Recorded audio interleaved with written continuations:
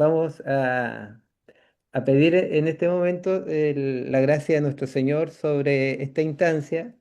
Esta instancia se enmarca en una actividad que quiere llevarse a cabo cada cierto tiempo y es una invitación a teólogos y teólogas a exponer algún tema teológico, obviamente desde una perspectiva crítica y contextual, y que tenga relevancia también para nuestro quehacer en la sociedad, tanto dentro como fuera de la iglesia, cómo llevar la teología, la historia y también las reflexiones bíblicas a, a eventos que son particulares de nuestra existencia diaria.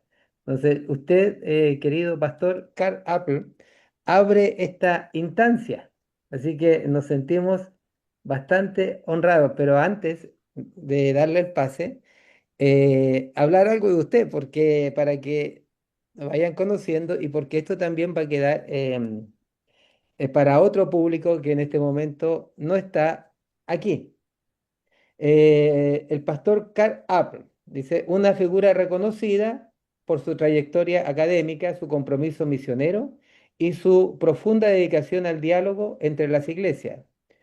El pastor se desempeñó como docente y decano de la Comunidad Teológica Evangélica de Chile entre los años 1990 y 1996 y ha servido fielmente como misionero de la misión Basileia, institución con la que mantiene un vínculo estrecho y duradero. Su labor investigativa ha sido igualmente notable. Fue coordinador de la Comisión de Estudios de Historia de la Iglesia en América Latina, en el área protestante de Chile, y ha publicado numerosos trabajos sobre historia eclesiástica en la revista Teología y Comunidad, de cuyo consejo consultor forma parte. Asimismo, colabora como coeditor de la revista internacional Interculture Theology, publicada en Alemania y Suiza. Y desde el año 2007, el pastor Apple ejerce la presidencia de la Misión Basileia, con sede en Suiza, desde donde continúa impulsando el compromiso misionero, teológico y humano que ha caracterizado toda su vida.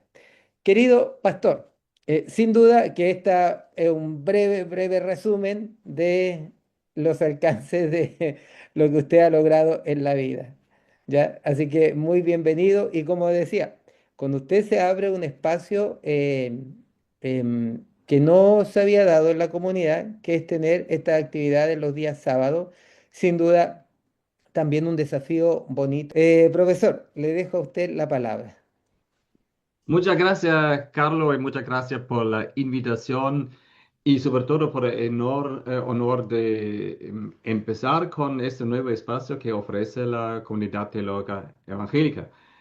Reciban un muy cordial saludo desde Suiza, también en el nombre de la misión de Basilea. La importancia de Martín Lutero en el desarrollo de las reformas del siglo XVI. Eso es el tema de esa charla. Y yo hablo de las reformas porque no solo hubo una acción de Martín Lutero que culminó sin querer en la ruptura con la Iglesia Católica medieval y el nacimiento de una nueva Iglesia cristiana, sino que hubo también otras personas y movimientos que tuvieron un impacto relevante en la historia del cristianismo en Europa de aquel tiempo. No obstante, la mayoría de estos recibieron sus impulsos también de Martín Lutero. Y los procesos han partido un siglo antes y se nutrieron de varias vertientes. La reforma evangélica protestante del siglo XVI es uno de los acontecimientos que tuvo un influjo decisivo en la historia occidental, marcando la transición de la Edad Media a la modernidad. Cabe recordar que la Iglesia Católica fue durante más de 1000 años no solo la autoridad espiritual incuestionable en toda Europa, sino también un pilar político, cultural y económico, y permeó todas las capas sociales. El papado, especialmente desde el siglo XI, actuó como arbitrio supremo entre monarcas y pueblos. Y la estructura clerical tenía poder de decisión tanto en la legitimación de los reyes como en la administración cotidiana de los territorios. A partir del siglo IV, gran parte del continente europeo fue moldeada por una alianza indisoluble entre tronos y altares, y la iglesia medieval construyó monasterios que se convierten en baluartes de conocimiento y centros de poder local. Los obispos y abades controlaban tierras, riquezas e incluso tenían el derecho de cobrar impuestos como el diezmo y más de eso. Sin embargo, este poderío estaba socavado por una corrupción cada vez más visible. El lujo del clero, la simonía, el nepotismo y, sobre todo, más tarde, la práctica de la venta de indulgencias que prometía el perdón de los pecados a cambio de donaciones. La Biblia, como núcleo doctrinal, solo estaba al alcance de las élites. La gente común recibía el mensaje bíblico en forma indirecta, muchas veces mezclado con supersticiones populares. El nivel de educación, tanto del clero como de los fieles, era bajo, y la vida religiosa era, en gran medida, una mezcla de rituales y tradiciones vacías de verdadera comprensión. A partir del siglo XIV vienen varias crisis profundas. La peste negra, las guerras de los 100 años, las rebeliones campesinas y el cisma de la Iglesia a raíz de disputas papales al comienzo del siglo XV. Todo esto erosionó aún más la imagen de la Iglesia como baluarte moral, pues sus respuestas a las calamidades fueron ineficaces o vistas como medidas puramente interesadas. Este ambiente favoreció la aparición de movimientos reformistas y críticos. El Renacimiento y los humanistas con su exigencia de volver a las fuentes, el surgimiento de una nueva clase de la burguesía urbana, el desarrollo del espíritu individualista y la invención de la imprenta, todo eso facilitaría la circulación de ideas contestarias y la difusión rápida del debate sobre el sentido genuino de la Iglesia y del cristianismo. Si bien el desarrollo para llegar, es como se llega a esta reforma, fue largo y complejo. El detonante de todo fue el escándalo de las indulgencias y la arrogancia de la jerarquía eclesiástica. Para recordar, a inicios del siglo XVI, el Papa León X lanzó una campaña para financiar la construcción de la Basílica de San Pedro en Roma. En Alemania, la cara visible de esta campaña era el dominico Juan Tetzel, que promovió la venta de indulgencias de manera extremadamente agresiva, prometiendo el perdón de pecados incluso para los difuntos contra dinero. Aunque el tema de las indulgencias no era nuevo, su extensión y vínculo con la recaudación para obras ostentosas generaron un rechazo sin precedentes en sectores teológicos. Aunque no se escuchó tanto la voz, pero Lutero sí. Lutero quedó escandalizado por la idea de que el perdón divino se comercializara abiertamente y que de esta forma se distorsionara el sentido mismo del arrepentimiento y la gracia.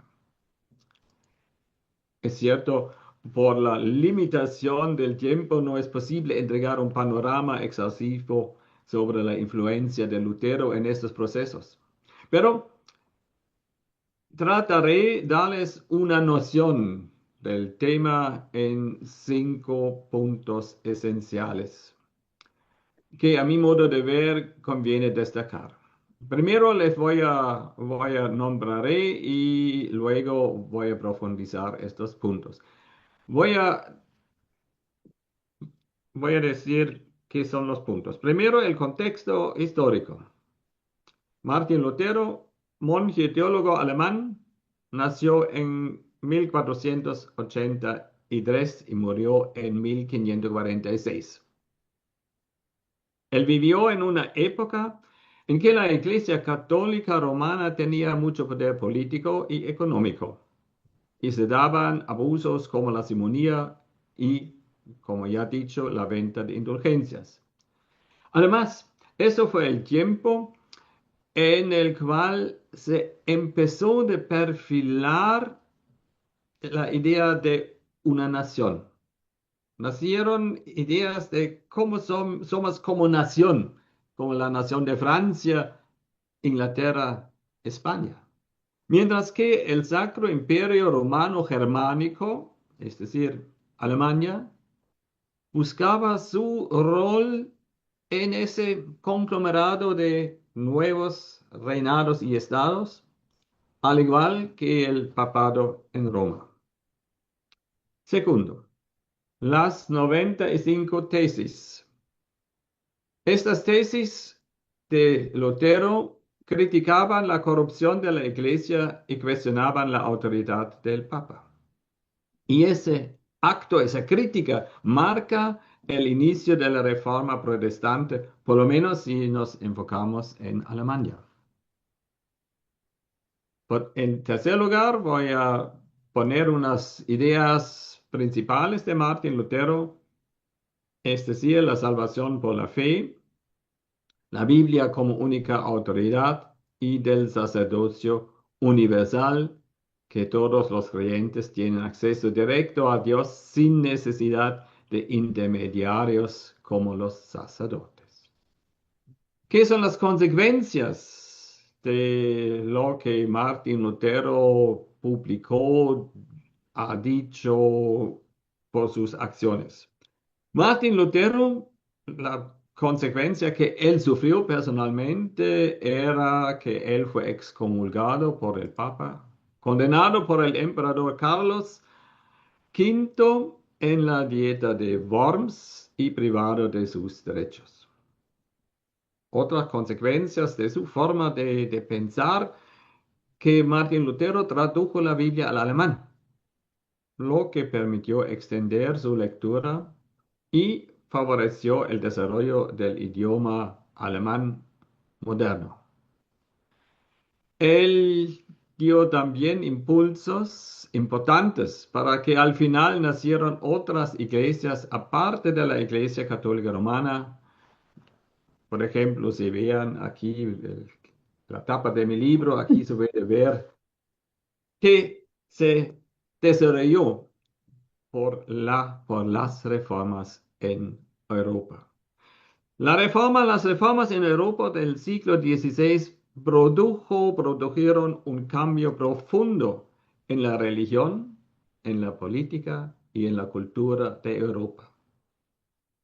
Abrió el camino al pensamiento crítico y a la libertad de conciencia, y la reforma transformó incluso la educación y la idea moderna del individuo. A continuación, quiero profundizar este contexto histórico un poquito más. Una cosa voy a repetir para realmente quedar bien claro, porque yo creo que es importante de tener eso en cuenta si hablamos de Martín Lutero y de las reformas del siglo XVI. En la segunda mitad del siglo XV, ya el continente europeo experimentó o se dio el inicio de una transformación decisiva. En las ciudades surgió la nueva clase social por el flujo de dinero. Se crearon casas comerciales y bancos. Comenzó la era de los descubrimientos, entre comillas, y las conquistas, tanto en África como en América Latina.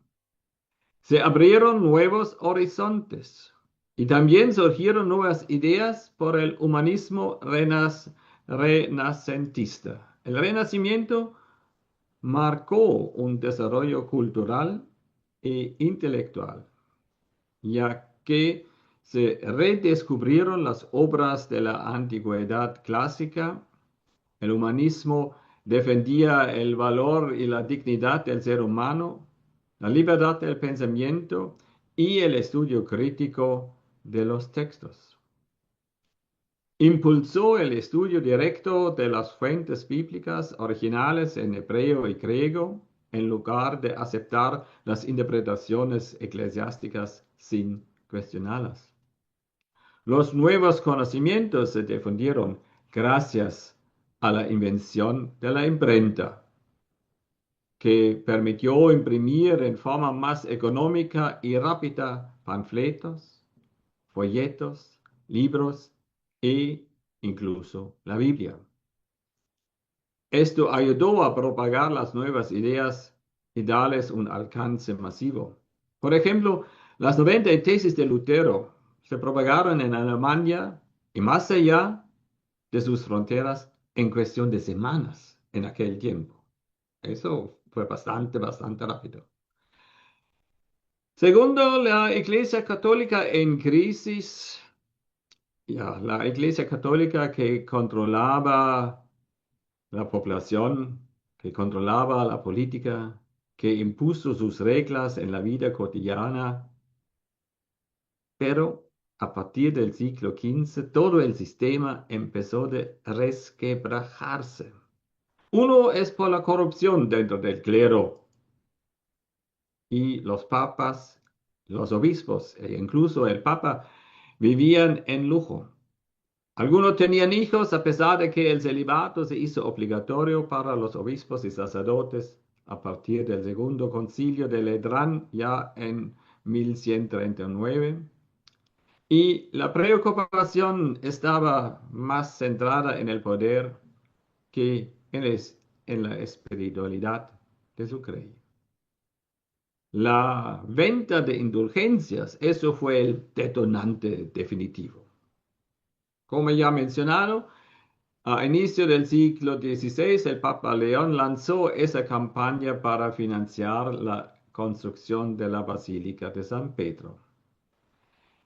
La venta de indulgencia o el sistema de indulgencia no era nada nuevo y no fue una invención, una idea de León X, pero su fomento exagerado y el uso del dinero para la construcción de catedral, eso era el escándalo. Y Lutero quedó escandalizado por la idea que el perdón divino se comercializará abiertamente, quitando todo valor al arrepentimiento y a la gracia divina.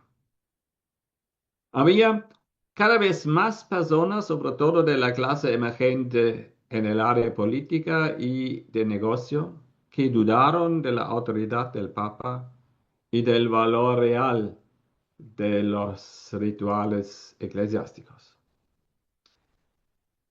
Una parte del pueblo del Sacro Imperio Romano Germánico estaba cansado de los abusos y deseaba una renovación espiritual y, sin lugar a dudas, también un mejoramiento de su vida cotidiana, sobre todo en las zonas rurales, que eso era un tema, sería un tema aparte muy, muy interesante. Este Sacro Imperio Romano fue una especie de confederación de reinos, principados y ciudades libres en Europa Central. Digamos lo que hoy es Alemania, Austria, Suiza, el norte de Italia, una parte de Francia, Bélgica, esa parte de Europa Central formaba parte del Sacro Imperio Romano. Ese estaba muy fragmentado políticamente y algunos soberanos deseaban obtener más autonomía frente al emperador, que no tenía mucho poder tampoco, y sobre todo más autonomía frente al Papa en Roma. Por eso, cuando Martín Lutero desafió a Roma, estos príncipes alemanes lo apoyaron. No necesariamente por convicción religiosa, sino más bien por motivos políticos y económicos. Estos cambios económicos se daban por el nuevo rol del comercio, que se expandió con la nueva tierra que han encontrado en América, en África y en Asia.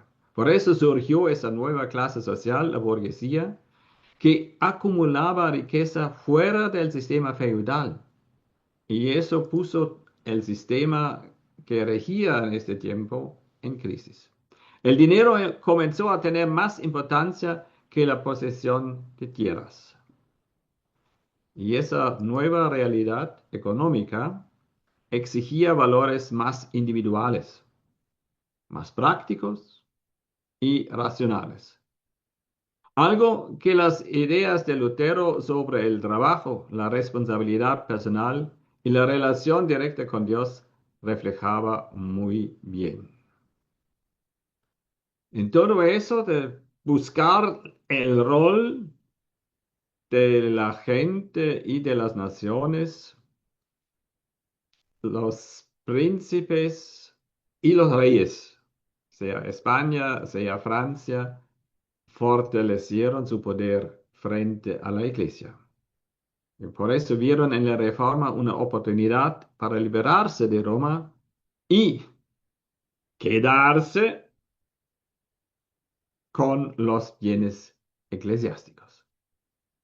Por lo tanto, la reforma fue un movimiento político, bien político y no solo religioso.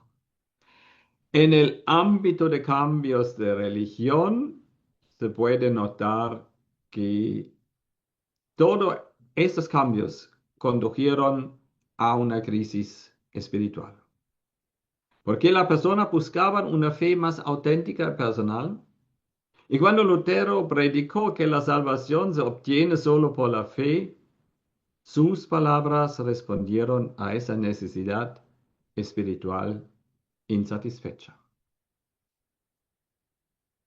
Todo este ambiente, corrupción religiosa, tensiones políticas, deseos de libertad y nuevas ideas humanistas, todo eso creó el suelo perfecto para que las críticas de Lutero tuvieran un impacto enorme.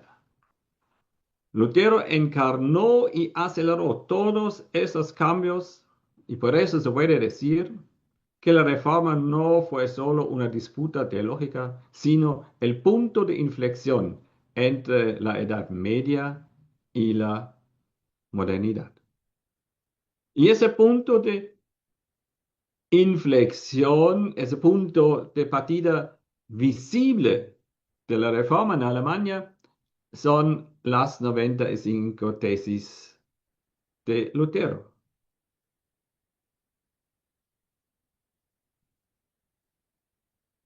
La causa de esa, por qué Lutero escribió estas 95 tesis es como ya mencionado varias veces y todos ustedes saben, era la venta de indulgencias. En Alemania fue dirigida por el arzobispo Alberto de Brandenburgo y ejecutada por el dominico Juan Tetzel, famoso por su frase: tan pronto como la moneda suena en el cofre, el alma salta del purgatorio al cielo. Así se afirmaba que el creyente podía acortar el castigo del purgatorio para sí mismo e incluso para un ser querido. Martín Lutero, en aquel entonces profesor de la teología en la recién inaugurada Universidad de Wittenberg, consideró que esto era corrupción espiritual y un engaño al pueblo cristiano y reaccionó. Él redactó sus tesis, 95 tesis, en octubre de 1517 y las envió a las autoridades eclesiásticas. Y según la tradición, también las clavó en la puerta de la iglesia del castillo de Wittenberg, como se hacía para anunciar debates académicos. Aunque no existe completa certeza de aquel acto como tal, no cabe duda de su rápida difusión por toda Alemania. La intención de Lutero no era romper los lazos con la iglesia y menos aún de fundar una nueva iglesia, sino Lutero quiso generar una discusión sobre los abusos. Sin embargo, el contenido era tan crítico que rápidamente se convirtió en una acusación directa con la autoridad papal. Originalmente, las tesis fueron escritas en latín, el idioma académico de la época, y consiste en breves afirmaciones numeradas. No forman un texto narrativo, sino una serie de argumentos teológicos y morales. Su tono es serio y erudito, pero también profundamente crítico. Lutero usa un lenguaje bíblico no político. Su crítica se basa sobre el Evangelio y el amor al prójimo. Y esos 95 puntos se pueden agrupar en varios temas centrales. Por saber, la verdadera penitencia. Lutero sostiene que la penitencia no consiste en actos externos ni pagados, sino en un arrepentimiento interior de corazón. Tesis 1. La vida entera del creyente debe ser una vida de arrepentimiento. Otro punto, claro, la crítica a las indulgencias. Las indulgencias no pueden perdonar pecados, sino solo Dios puede hacerlo. Los papas no tienen poder sobre el purgatorio ni pueden liberar almas a cambio de dinero. Comprar indulgencias da falsa seguridad espiritual y aleja a los fieles de la verdadera fe. Tesis 27. Los que afirman que tan pronto como suena la moneda en el cofre, el alma vuela del purgatorio, están predicando vanidades humanas. El otro es su énfasis en la Biblia. La Biblia y la gracia de Cristo son superiores a cualquier autoridad humana o papal. Y en la tesis 62, él afirma: el verdadero tesoro de la iglesia es el santo evangelio de la gloria y la gracia de Dios. Lutero afirma que los bienes materiales y el poder terrenal no son la riqueza de la iglesia. La verdadera iglesia debe servir a los pobres y no enriquecerse a su costa. Esos eran unos puntos de las 95 tesis. ¿Y qué pasó luego? Estas tesis generaron al final un gran escándalo y se les consideró herejía. La reacción papal fue bien dura. En 1520 el Papa León X excomulgó a Lutero mediante la bula Ex Urge Domini. Lutero la quemó públicamente en desafío abierto al poder de Roma. Eso es, oye, ¿imaginas en eso que pasa? Una bula papal, casi un escrito santo, quemar. En 1521, ante el emperador en la dieta de Worms, Lutero se negó a retractarse. Otro hay que imaginarse dentro del tiempo. Aquí el emperador, los príncipes, todos los soberanos, obispos, arzobispos y Lutero diciendo, aquí estoy, no puedo hacer otra cosa. La consecuencia fue declarado hereje y desterrado del imperio. Pero, y ahora el gran pero, protegido por su soberano, Federico el Sabio, que en ese sentido nunca dio la cara, pero él realmente protegió a Lutero en mucho sentido. Federico el Sabio de Sajonia y él puso Lutero en el exilio del castillo de Wartburgo.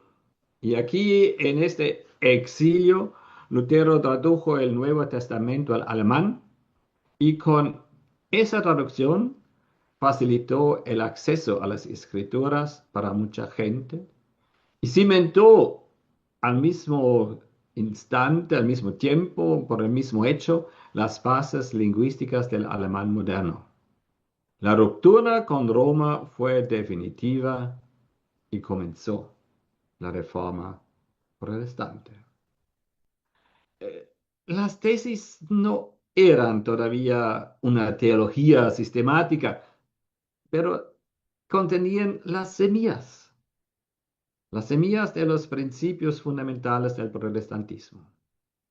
Se puede resumir en estas tres sola la escritura, la Biblia como única fuente infalible de autoridad religiosa, sola fide, la salvación se obtiene únicamente por la fe en Jesucristo, sin necesidad de obras, indulgencias o sacramentos obligatorios.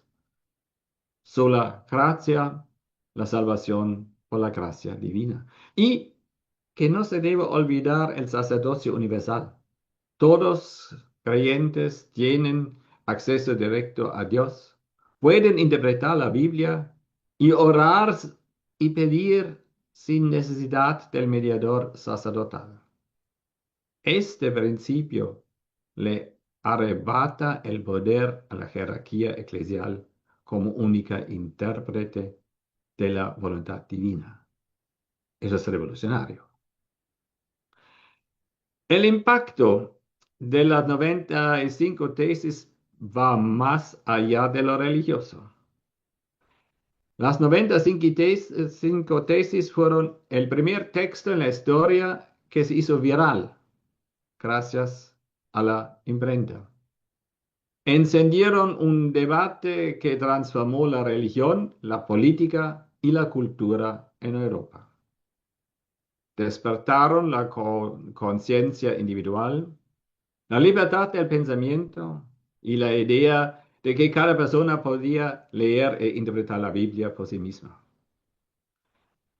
A continuación voy a explicar un poquito más estas ideas principales, los fundamentos bíblicos y su impacto. Las ideas principales, la justificación por la fe. Eso es la piedra angular de la teología luterana. Contexto. En la enseñanza católica medieval se creía que la salvación se obtiene mediante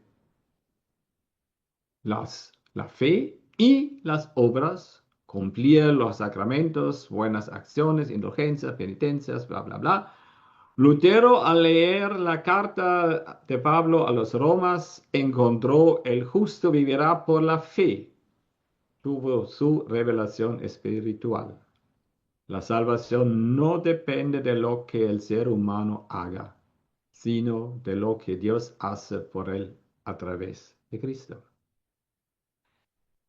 El ser humano no puede salvarse por sus obras, méritos o ritos. Solo la fe sincera en Jesucristo lo justifica ante Dios. Implicación: la fe no es un simple creer en Dios, sino confiar plenamente en su misericordia. Las buenas obras son consecuencia de la fe y no su causa. Este pensamiento destruyó la lógica de las indulgencias y de la compra de salvación. Segundo, la autoridad de la escritura, sola escritura. La Iglesia Católica medieval consideraba que la autoridad doctrinal provenía tanto de la Biblia como de la tradición, concilios, papas, doctores de la Iglesia, etcétera, etcétera. Lutero afirmó: la única fuente infalible de la verdad cristiana es la Sagrada Escritura. Solo la palabra de Dios tiene autoridad sobre la fe y la conciencia. Ningún papa o concilio puede imponer doctrinas que no estén basadas directamente en la Biblia. Con ese fin, cuando Lutero tradujo la Biblia al alemán para que todos pudieran leer y interpretarla. El creyente, como implicación, el creyente puede acceder directamente a la palabra de Dios sin depender de un sacerdote o otro instante. Eso democratiza la religión. La Biblia es para todos, no solo para los eruditos. Generó el fomento de la educación y la alfabetización, porque leer la Biblia se vuelve en un deber espiritual. La gracia divina en la teología medieval se pensaba que la gracia de Dios se obtiene a través de los sacramentos administrados por la Iglesia. Lutero, en cambio, sostiene que la gracia es un don gratuito de Dios, no algo que el ser humano pueda merecer o ganar. Todo lo que el ser humano recibe, la fe, el perdón, la salvación, proviene solo de la misericordia de Dios. El ser humano en sí es pecador e incapaz de salvarse por sí mismo. Dios en su amor otorga la justificación por pura gracia a quienes creen. La implicación de eso es que el papel del creyente no es ganar méritos, sino aceptar humildemente el don de Dios. El orgullo espiritual y la confianza en las obras quedan anulados y refuerza la imagen de un Dios amoroso y cercano y no de un juez castigador. El sacerdocio universal de los creyentes. Sabemos que en la iglesia de aquel tiempo existía una clara separación entre clérigos, sacerdotes, obispos, bla, bla, bla, y laicos. Solo los sacerdotes podían administrar sacramentos y actuar como mediadores entre Dios y los seres humanos. Y Lutero, él rompe esa jerarquía. Todos los cristianos son sacerdotes por el bautismo. Esto no significa que se deba prescindir de pastores, profesores, etc. El buen orden de la iglesia requiere cargos bien definidos, eso sí. Cada creyente tiene acceso directo a Dios a través de la oración y la fe. No se necesita un mediador humano para recibir el perdón o interpretar la palabra. Los pastores tienen una función de guía y enseñanza, no de autoridad espiritual superior.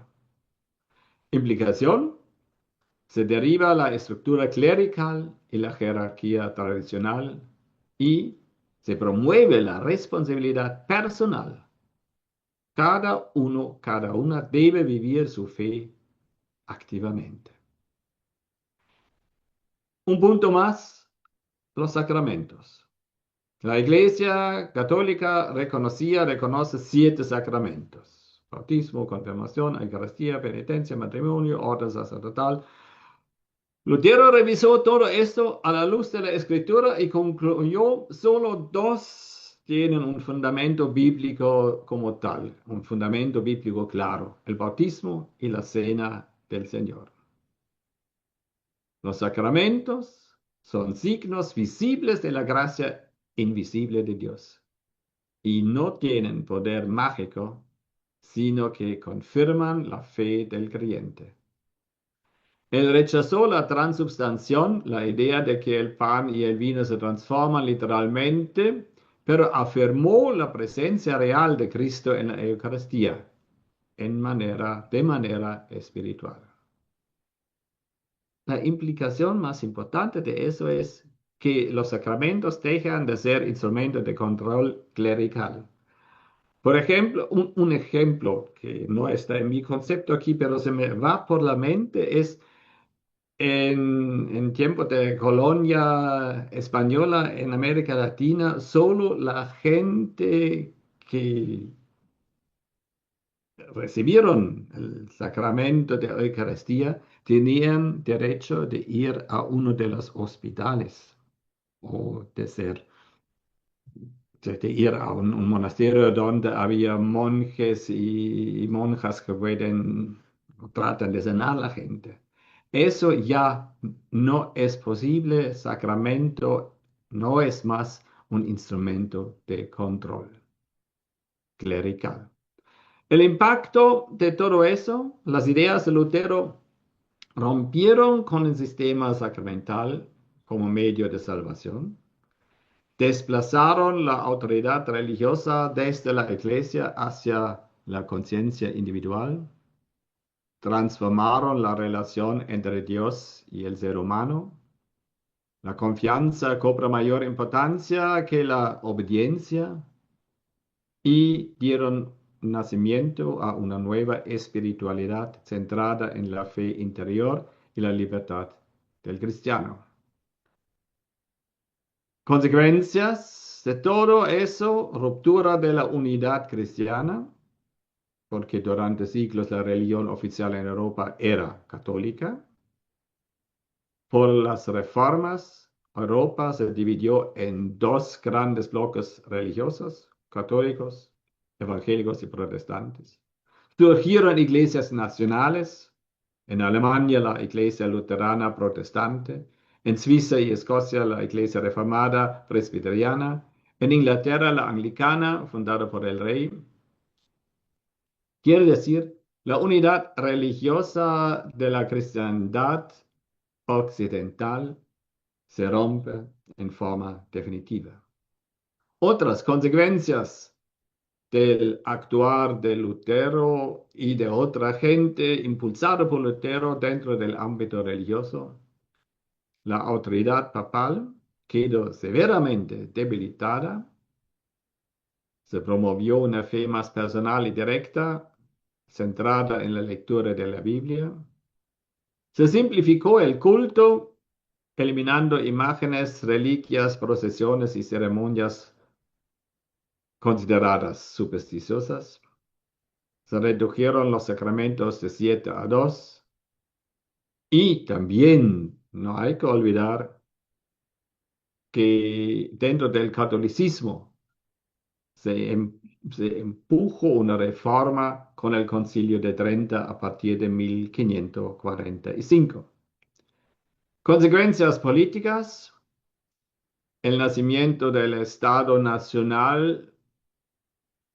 La reforma tuvo un impacto político profundo por cuestionando la autoridad del Papa y hasta cierto grado también del emperador.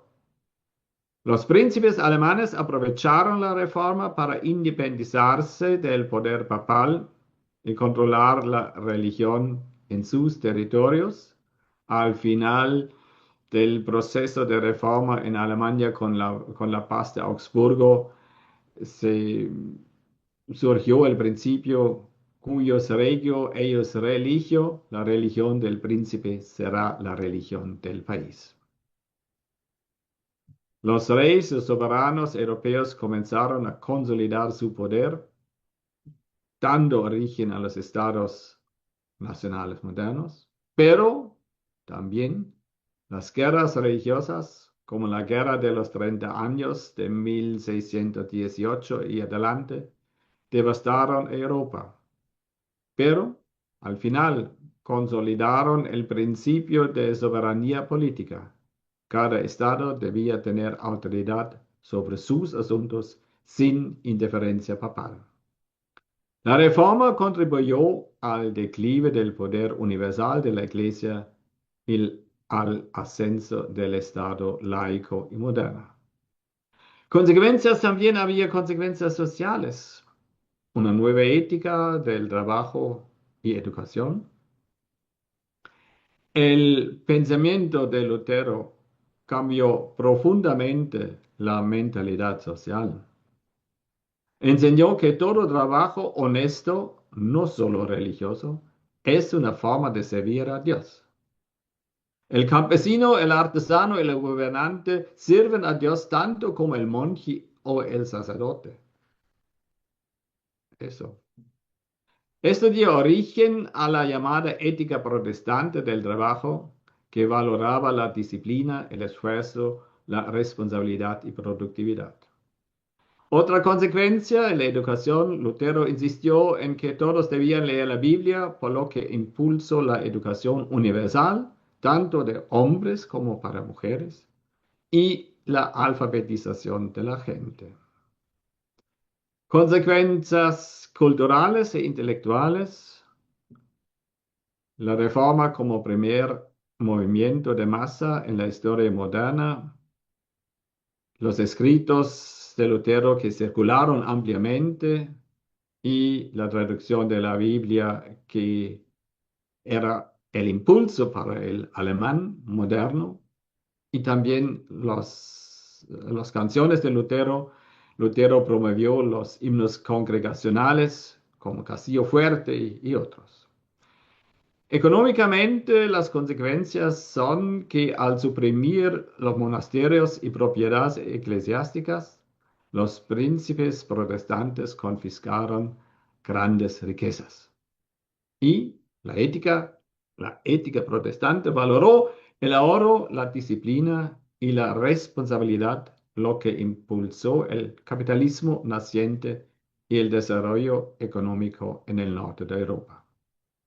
A largo plazo, las consecuencias de las reformas eran la división religiosa en Europa, las guerras religiosas, eso es el resumen, la influencia en el pensamiento, luego pensamiento ilustrado, la razón individual y la libertad de conciencia, y la formación de un nuevo ethos.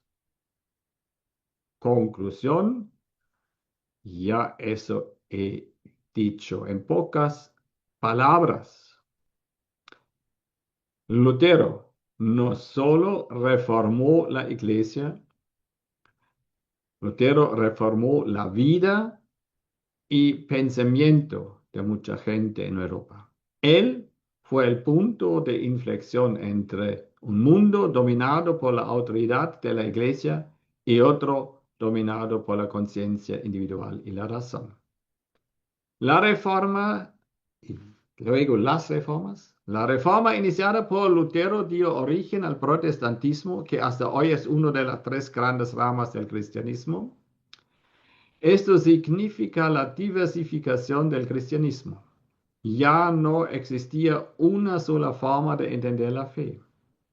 Lutero promovió una espiritualidad centrada en la fe personal, no en los sacramentos, ni en la jerarquía. Esto fue una revolución espiritual sin precedentes que transformó la forma en que millones de personas se relacionaban con Dios. Él entendió que la fe debía basarse en el conocimiento y por eso impulsó la educación universal, fundando escuelas y pidió a los gobernantes que crearan un sistema educativo público. Y además aportó a esa enseñanza escribiendo catecismos para enseñar los fundamentos de la fe. Por eso hay un aumento de la alfabetización y un enorme impacto al nivel lingüístico. Lutero contribuyó a un cambio de mentalidad que impulsó la modernización económica y social de Europa. Entonces se puede decir, Martín Lutero fue mucho más que un teólogo o un monje rebelde. Su reforma no solo cambió la religión, cambió la manera de pensar, de gobernar, de trabajar y de crear. Y de creer. No obstante, también existen puntos negativos o aspectos contradictorios y problemáticos dentro de su pensamiento y su acción histórica. La intolerancia religiosa, aunque Lutero defendió la libertad de conciencia para sí mismo, no fue tan tolerante con quienes que pensaban distinto. Una vez consolidado su movimiento, exigió total obediencia doctrinal dentro de su forma de pensar. Condenó duramente a otros reformadores como Zwingli en Suiza. Consideraba que solo su interpretación de la Biblia era correcta y no aceptó la idea moderna de libertad religiosa. Pensaba que el Estado debía mantener el orden religioso y castigar la herejía. Eso es una contradicción. Proclamó la libertad de conciencia frente al Papa, pero negó esa misma libertad a otros disidentes. El otro punto negativo, su relación con los campesinos en la así llamada Guerra de los Campesinos en 1524-25. Al principio, los campesinos alemanes se inspiraron en las ideas de Lutero sobre la libertad cristiana para reclamar mejores condiciones sociales y justicia económica. Pero cuando la revuelta campesina se volvió violenta, Lutero se puso del lado de los príncipes. Así, Lutero defendió el orden establecido, temiendo que el caos social destruyera su reforma. Su teología del poder legítimo, la obediencia al príncipe, fue utilizada para justificar la represión política. Sus actitudes antisemíticas. Una de las facetas más lamentablemente de Lutero fue su antisemitismo, especialmente en su vejez. En 1543 escribió panfletos extremadamente violentos contra los judíos, como sobre los judíos y sus mentiras. En ellos pedía que se quemasen las sinagogas y que se expulsará a los judíos de Alemania si no se conviertan. Estas palabras fueron utilizadas siglos más tarde por grupos antisemitas, incluso por el nazismo, para justificar el odio al pueblo judío. Muchos teólogos luteranos modernos, yo diría la gran mayoría, han rechazado y pedido perdón públicamente por esos textos. Eso es un punto negativo bien grave. El Lutero reformador de la conciencia se convirtió en un perseguidor de otros credos. El otro punto crítico es la dependencia del poder político. Lutero sostenía que los gobernantes eran instrumentos de Dios para mantener el orden civil y religioso. Por eso aceptó que el Estado controlará la iglesia, lo que se llamó cuius regio eius religio, la religión del príncipe será la del país. Con la consecuencia que las iglesias luteranas quedaron en Alemania subordinadas al poder político durante siglos. Esto debilitó su independencia espiritual y las convirtió en iglesias sujetas a un Estado federal. Su teología de la obediencia civil fue usada para justificar la sumisión al poder, incluso en el contexto autoritario. Bueno, ya, no voy a decir nada más sobre lo que pasa en otros estados en este momento. Punto negativo, Lutero no imaginó una iglesia libre frente al Estado, sino una iglesia al servicio del poder político. Conclusión general de todo. Martin Lutero, a mi modo de ver, fue un genio religioso y moral, pero también un hombre de su tiempo, con limitaciones, contradicciones y prejuicios heredados del siglo XVI. Sus puntos negativos no anulan su grandeza, pero nos obligan a leer Martín Lutero críticamente. Fue revolucionario en lo espiritual, pero conservador en lo social y político. Luchó por la libertad, pero no siempre por la libertad de los demás. Su reforma liberó a Europa, pero también la dividió. En resumen, Lutero es una figura brillante y sombría a la vez, un símbolo de la complejidad humana. Su legado sigue vivo no por su perfección, sino por la fuerza transformadora y contradictoria de sus ideas.